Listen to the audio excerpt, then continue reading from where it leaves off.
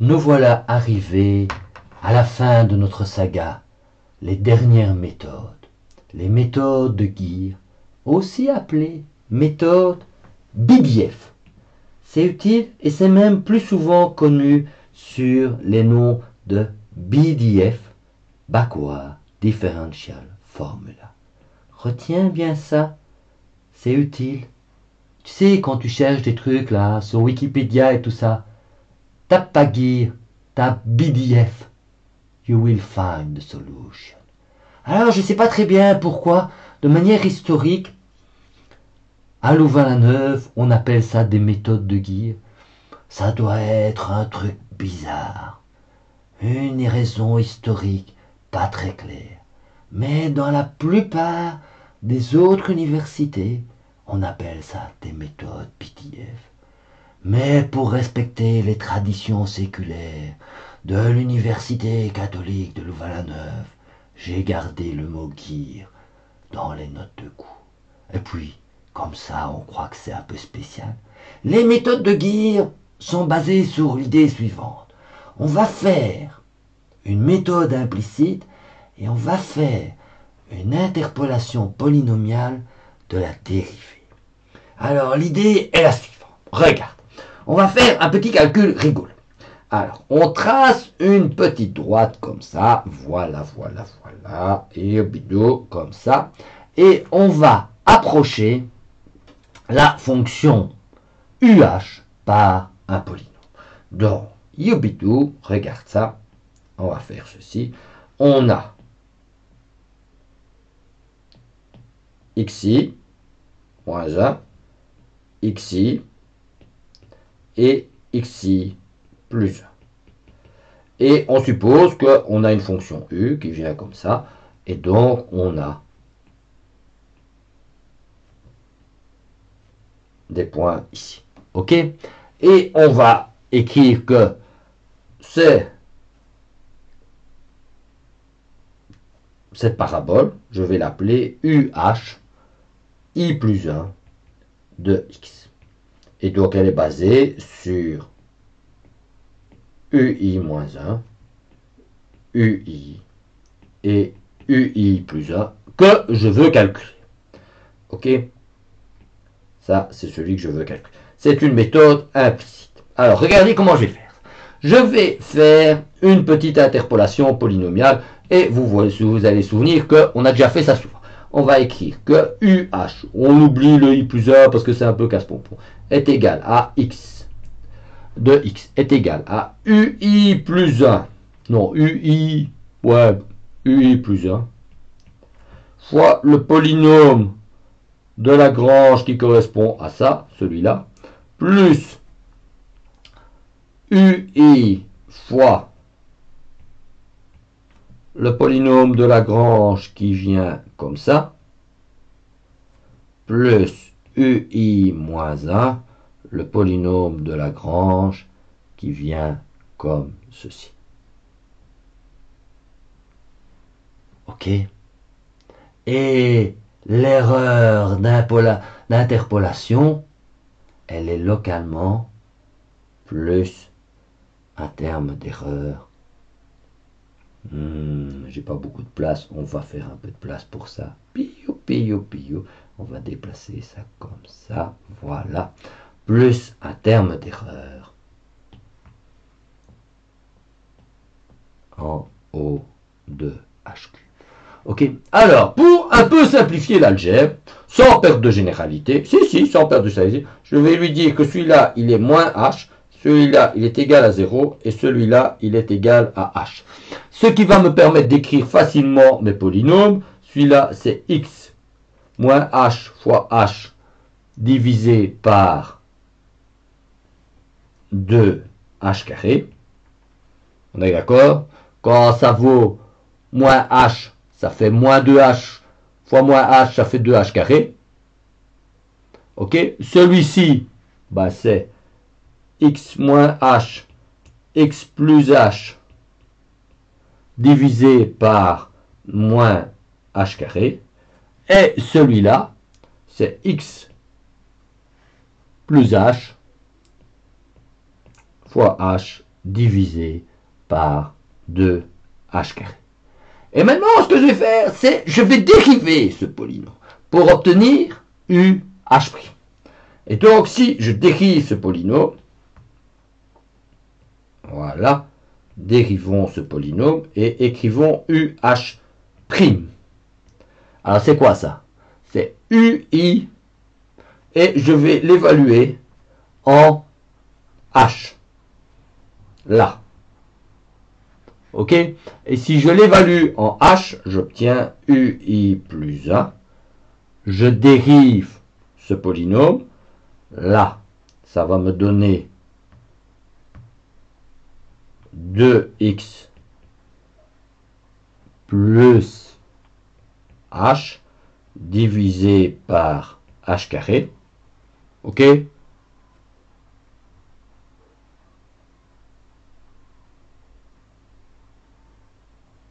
Ouais, là j'ai un peu quand même merdé. Hein, là, c'est là. Ouais, il y a quand même un petit merdation là. Puis, évidemment, c'est un x. Si tu écris n'importe quoi, Vincent, on n'y arrivera pas. Ouais, c'est la fin du podcast, je suis un peu fatigué. Hein. Donc, on écrit ça. Alors, ça, on dérive l'autre aussi. Plus UI. Alors, ça fait 2x. D'accord? Donc, ça me fait 2x sur moins h carré. Et le dernier, tu le dérives aussi. Plus UI moins 1. Et tu dérives l'autre. Ça fait 2 en bleu. Ça fait en bleu. Là, ça fait 2x moins h sur 2h carré. Ok? Et maintenant, si tu regardes bien, j'ai une approximation qui est linéaire par morceau, parce que si je dérive ce polynôme, et donc ça, c'est O de h carré. Parce que, en fait, c'est ça donne des droites, et donc j'ai une interpolation en termes O de h carré. Alors maintenant, si j'évalue ça en x est égal à h, ben, ce truc-là, ça va donner 3h sur h carré, ça va donner 3h. Il y a un 2 là que j'ai oublié, sale gosse, hein. On n'y arrivera jamais. Là, il y a un 2 sur pilo, là, sur laps de h carré. Celui-là, c'est 2h sur moins h carré. Et celui-là, hein, donc quand j'évalue ça en h, quand j'évalue ça en h, et quand j'évalue a en h, et celui-là, donc c'est h sur 2h carré. Et donc maintenant, qu'est-ce que j'ai? Alors j'ai celui-là, ça, je peux dire que c'est quoi? C'est FI plus 1. Et maintenant, je vais tout mettre ensemble. Je vais écrire que, tu vois, j'obtiens finalement quoi? Pilou. Tu obtiens ça. Pirlo. Voilà. Tu vas obtenir que HFI plus 1 est égal à 3 demi UI plus 1 moins 2 UI moins plus 1 demi UI moins 1 plus O de H cube. Ah oui, c'est O de H cube parce que j'ai tout multiplié par H. Et donc celui-là aussi. Ok? Et donc tu vois que j'ai une erreur locale en O de H cube. Alors maintenant, je calcule UI plus 1, donc je peux remettre ma formule finale comme j'ai envie de la mettre proprement. Donc je vais écrire que UI plus 1 est égal. Alors, c'est 2 tiers de tous les trucs. Donc c'est 2 tiers de UI. Donc ça va faire 4 tiers de UI moins 1 tiers de UI moins 1. Pilou. UI moins 1 plus 2H sur 3 fi plus un terme O de h cube. Et donc, j'ai obtenu l'erreur et la précision de ma méthode. Pilou, pilou, pilou, pilou, je suis content, je suis super content, je suis très content. Voilà, voilà, voilà. Donc, l'erreur, elle est là. Et la méthode est ici. Donc, tu vois, c'est de nouveau l'application triviale de ce qui a été fait pendant tout ce cours. Une interpolation polynomiale avec des polynômes de Lagrange que j'ai bêtement dérivé. Et ça m'a permis d'obtenir la formule de qui. Donc, tu vois, pour obtenir toutes ces méthodes d'intégration d'équations différentielles ordinaires, qu'est-ce que j'ai fait? De l'interpolation polynomiale, de l'extrapolation polynomiale, de l'intégration numérique, de la dérivation numérique. On a utilisé tous les outils qu'on avait utilisés précédemment. Et donc j'obtiens GIR2, c'est la méthode. Et cette méthode, elle est très efficace parce qu'elle permet d'intégrer avec beaucoup de précision ce problème RAID là. Tu vois, celui qu'on avait vu tout au début du cours qui faisait ça. Oh, c'est pas beau ça. Ça, c'est pas beau. Ce problème-là, voilà. Quand je veux intégrer cette fonction qui est là, tu te souviens la fonction RAID là? Eh bien, la méthode de GIR, elle arrive parfaitement à l'intégrer de manière précise. Alors, ce point-là, c'est pas juste ça. Ouais, il arrive à l'intégrer parfaitement. Mais ce point-là, je ne fais pas partie de mes calculs. Alors, il reste une dernière chose, la précision. Je l'ai vu. Je l'ai fait O de h cube local.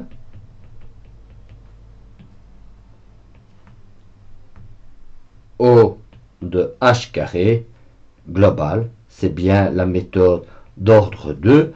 Et puis, il reste une petite question. La zone de stabilité. Ouais, hein, tu sais ce que tu dois faire pour le devoir. Ben, qu'est-ce que tu fais? Tu reprends la formule. Yabidou, youbidou, bidou, bidou. La formule qu'a fait le prof, là. Pirlou, pirlou, pirlou. Tu prends cette formule-là. Voilà. Pilou, pilou, pilou. Non, tu la déplaces pas comme ça. Yop, lop, lop. Lop. Tu la colles ici. Et tu vas supposer que tu as un facteur d'amplification. Ouais, tu te souviens ce qu'on a fait avec les leapfrog? Tu vas supposer que tu peux écrire UI plus 1 est égal à alpha UI. Et tu vas écrire ça pour le problème modèle U' est égal à lambda U.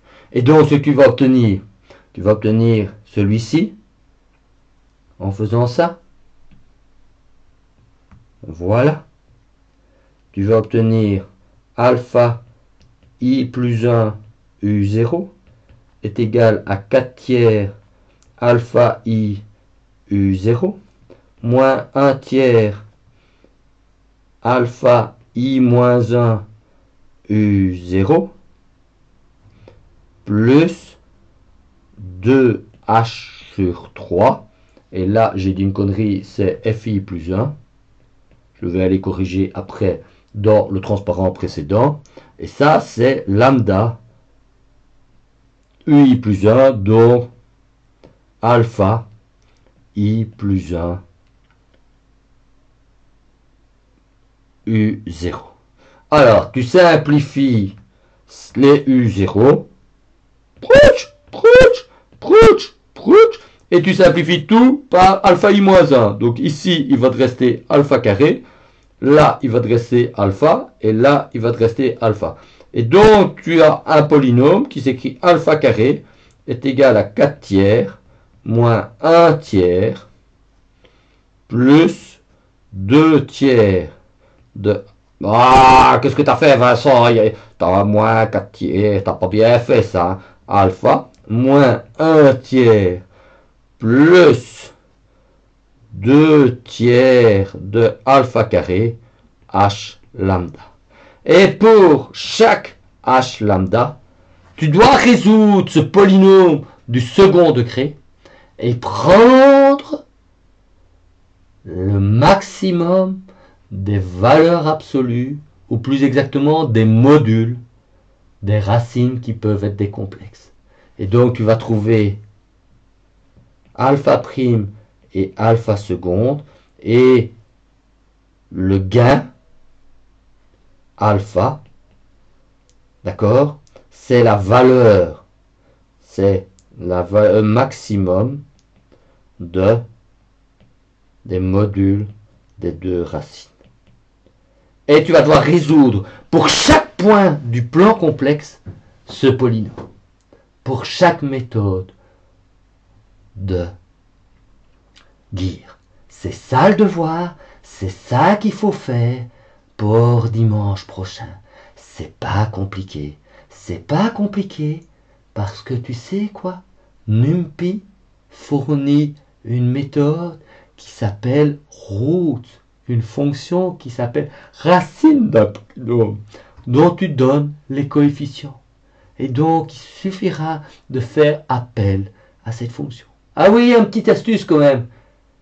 J'ai été demandé de me trouver les coefficients des méthodes de Gear d'ordre 5 et d'ordre 6. Ouais, celles-là, elles sont pas fournies dans les notes de cours. Il faut les trouver. Ça te fait un peu d'algèbre. Et quand tu auras ça, tu auras le devoir. Et tu hériteras d'avoir la solution.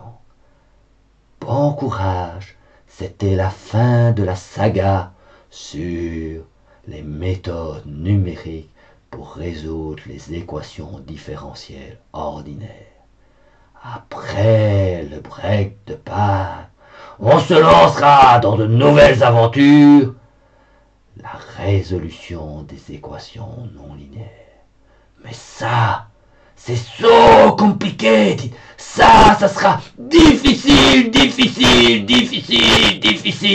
Jusqu'à présent, c'était tellement simple. Après les vacances de Pâques, toujours en confinement, on aura les problèmes non linéaires. Courage, on y arrivera.